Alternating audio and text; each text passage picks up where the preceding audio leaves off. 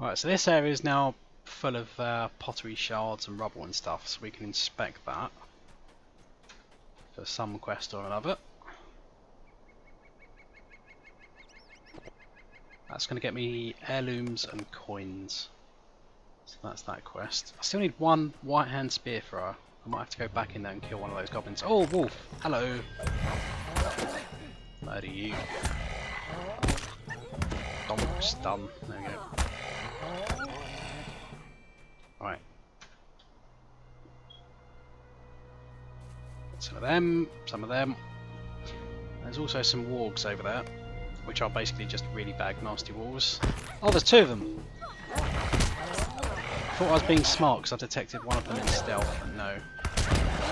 There's another one. And that one was actually closer, so I'm not entirely sure how that worked. Hello. Hello there. I've completed my racial deed, Enmity of the Wolves 1, which is acquired. Oh, hello, I'm getting low. Jesus Christ. That's what I hate about the new loot system, is that if you get a quest item like this polished pendant, it will just completely and utterly fill up your bags with multiple copies. Which is a bit of a pain in the backside. I'll take one of those. And I wish there was a destroy all button on this as well. It would make my life so much easier. Anyway, loot that while I'm destroying stuff. There we go.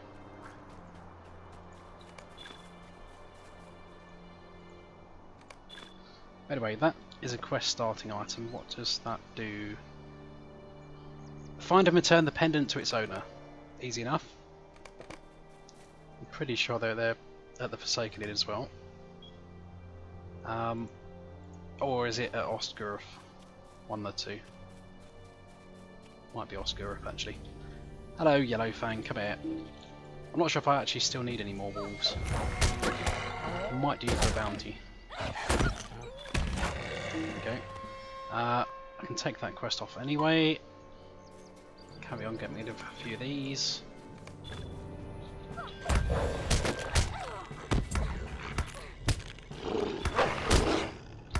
Oh god, he's got backup. Crap. Oh, I actually need to pay attention now.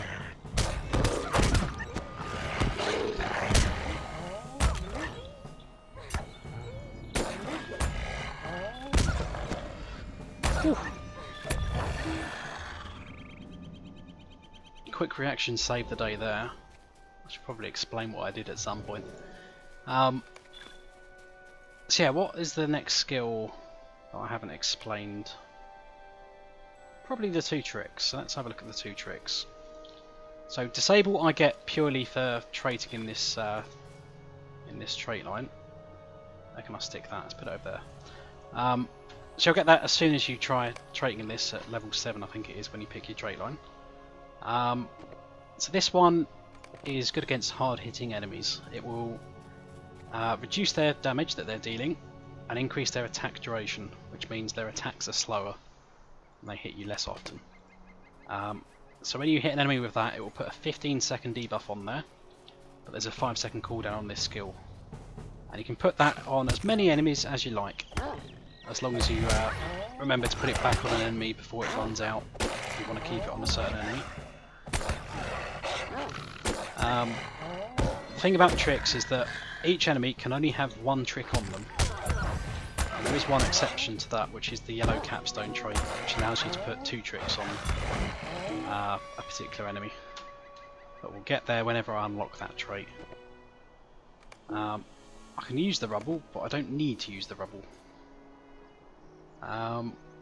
So I've completed that. I've completed that. Completed that one. I need to go to the spiders. Need some warg towels. Kill a few of those guys. As a task, I really don't care about that. Oh, hello. What's that? Vengeance for the Lost. Defeat White Hand Spear Thrower. I can do that. Still need that one. All the rest of these I think are kind of outside the ruins, but take those. Yeah, that'll work. Alright, so I've got 5 more quests that I need to do, which are not necessarily within this place. do I still need rubble? I can interact with it, but I don't need to.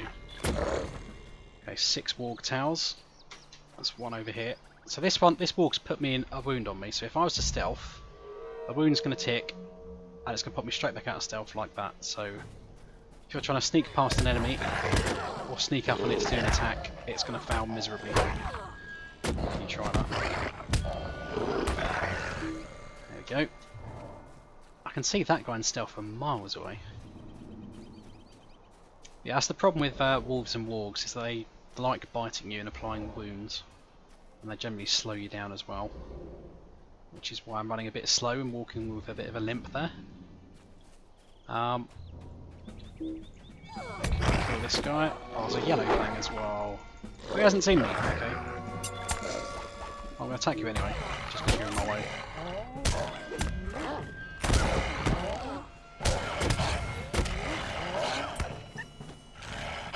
There we go. Right, so second trick then, in my list of tricks. There are 4 tricks in total. This is the second one you can get. Well, I'll say the second one you can get, I've got 3 already. So dust in the eyes, which is like one of the first traits in the yellow tree. It applies mischance to enemies, so their attacks have a chance to miss. And it reduces their run speed by 25% as well. So this one's particularly good against archers, since they don't run around as easily and they have chances to miss. There's spiders and that in this place. There's a dead man. Oh, that's not a man, it's a goblin upside down. Quite a good one. More web spinners. Do I need to actually kill these? Let's kill one and find out.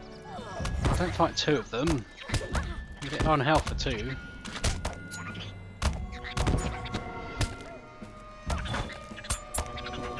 Got a spider slayer deed, but I haven't got any quest advancement, so no, I don't need the small ones.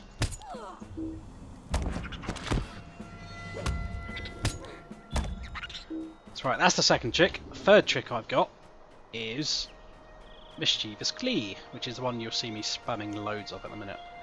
And that one will apply a rather nice heal on you. So at the minute that's doing about 1/4 of my health straight up, with a bit of healing over time as well. So that's very nice. And once I get a bit higher up in the Mischief Maker tree, that will become fellowship wide and apply to everybody in my fellowship, who's near enough anyway. Which of course is very nice. Oh my god, where are these spiders coming from? Go away! Don't even want to fight you guys. That one's kind of poisoned me a bit, but I'll get rid of that. There we go. Brush myself off. There we are, right. He's put another poison on me, the cheeky git. So yeah, there is a 4th trick on that list, which is counter defense, which I will get there in the tree. So not quite yet, a few levels before that. Dust in the eyes is there, so it's very easy to pick up even if you're quite an knifing gambler. And as I've said before, Mischievous Glee and Disable, both of those tricks you will get as soon as you trait into this trait tree. Let's go back, put my skills back. Next on my list then is Startling Twist, although I have improved Startling Twist and I'll explain that. So the normal Startling Twist is a single target skill, and that will apply an 8-second stun, which is the hard stun that I've said that you can do to an enemy and it does not break in on any damage you do. So you can lock them up and smack them up the backside. But the advanced one I've got for getting the second point put into that skill turns it into a 3-target AoE spell within 5 meters. And the way that works, or the way the skill works first off, is you need to have a trick on them, then use that trick removal skill to stun them. So if your trick misses when you try applying it, you won't be able to get the stun off, and that's why sometimes the skill might not work. But if I was to say I probably won't do it now because I'm a bit low. Low health is never good for demonstration time. Let's wait and heal up a bit, I think. What's this? Entangled. But yeah, if I was to grab this spider over here and this spider over here, and if I apply a trick to one, apply a trick to the other, stun the one I'm targeting, because the other one's near as well, they will both get hard stun. So if you're fighting loads of enemies that are stronger than you, it can be a good idea to do that, because it means you'll take a hell of a lot less damage and you will murder things in the meantime while they're all stunned. So yeah, that made that fight a lot easier. And I lost a lot less health, so... what do I need? I need pottery shards or something down here, don't I? Do I need the giant spiders? Or is this a later quest? Oh god, 2 giant spiders! We're in trouble.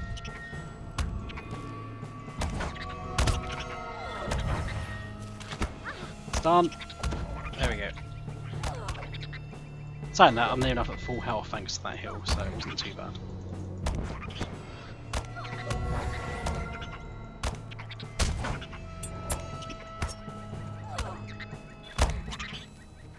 There we go, spider down. I'm actually getting nothing from that. I swear I had some kind of pottery shard quest though.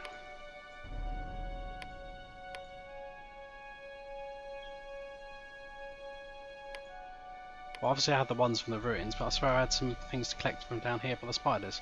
Apparently not, so I might as well head back out of this place then. Might as well mount up. What other skills have I got? I have Find Footing, which is a rather nice skill. And I think I'll probably talk about that at the same time as I talk about Touch and Go. So, Touch and Go. I'm just going to run past all these enemies rather than fighting them, even though they're going to get very angry about me. So Touch and Go will give you 50% evade chance for 30 seconds. So what that means is, it doesn't mean that you evade half of your attacks, it means that your current evade percentage chance... So, oh, that took a tumble there. My evade, so my 344 evade rating is giving me, my chance to evade an attack is 4%. So if I were to pop that as well, that should go up to 54%. Ching!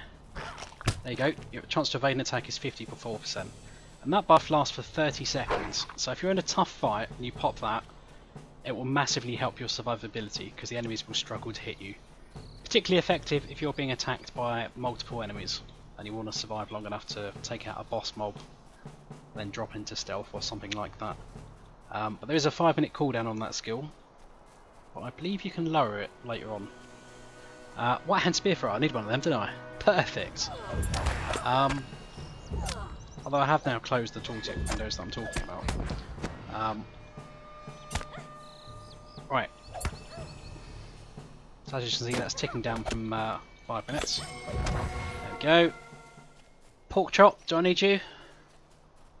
Yes, I do. Die.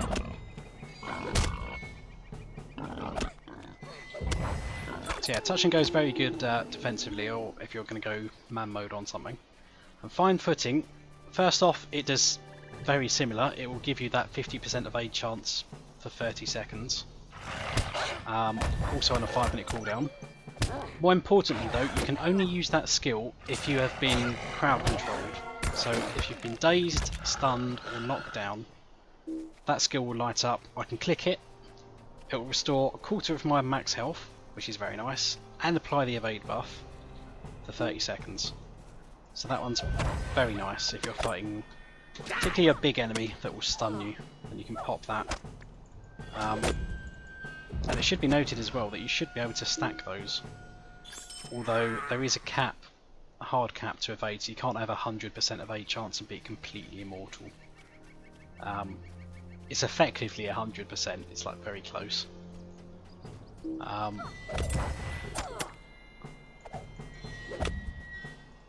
Don't actually need to kill this guy, but whatever. So what I'm probably going to do is go back to the Forsaken Inn, get any follow-up quests, and then come back out, rather than complete what's left. Because I think you'll find a lot of these, finding the boars and the cravens and that, they tend to be a bit trickier to find. They tend to be a bit more spread out around the lone lands. Now what? If it's a wolf, I don't care. There's a pork chop over here. I want him. Oh, I want some bacon. There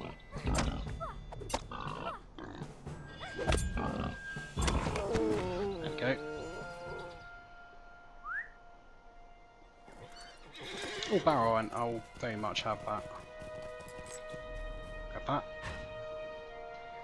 What's next on my skills list then? Cure poison. I've talked about that, haven't I? Safe fall is another nice burglar skill. But it basically means it will give you a buff for 5 seconds, I think it is. It doesn't say what it is. But it makes you immune to fall damage for that time. So normally if you fall from a high height, you will either break your legs for up to a minute, which reduces your run speed and means you can't block, parry or evade.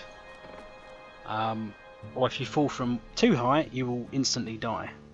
So basically this will stop you from breaking your legs. It will not stop you from dying if you fall from very high up. But it just means you can jump off the top of a really high building and run away without having to... I'm sorry, did you need something? Without having to hobble around for a minute or so while you catch up. Now, what am I? I'm an explorer, aren't I? So I want the Tailor Scrolls. This is going to fill my bags up with loads and loads of crafting What can stuff. I do for you? There we go. Can't you leave me to Now, my misery? Thankfully, there are some vendors in here, so I can sell all the I'm rubbish that I've sorry, got. did you need something?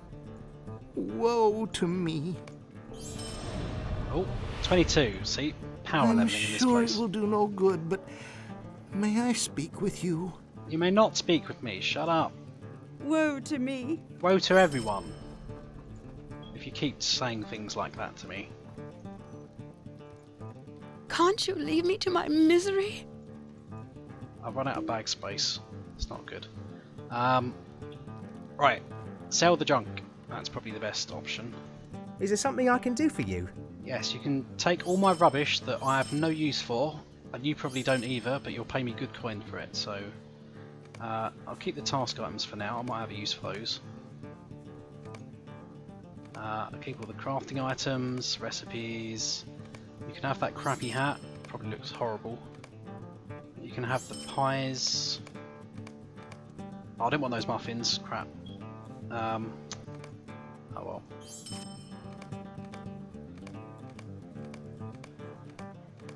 There we go, sell that. You can have a crappy waistcoat. I want all the crafting items. You can have another rubbish helmet.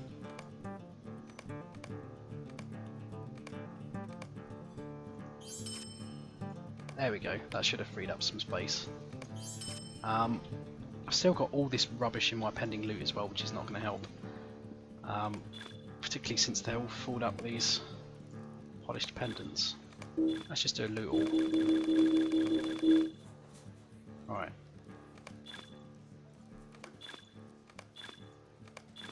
This may take a while. Might do that between episodes. Can't you leave me to my misery? I will leave you to your misery and not do any more of your I'm sure it will stupid do no quest, good, woman, but if you keep may I talking to me speak like with you? that. Oh, now you're polite. Well, it's too late now. Greetings. You just want me to hand in a quest, don't you? So, not interested in that. So yeah, I think we'll stop there then, and I'll empty my bags and whatnot off camera, save you guys being bored with that. And next episode we'll carry on with questing, so see you then.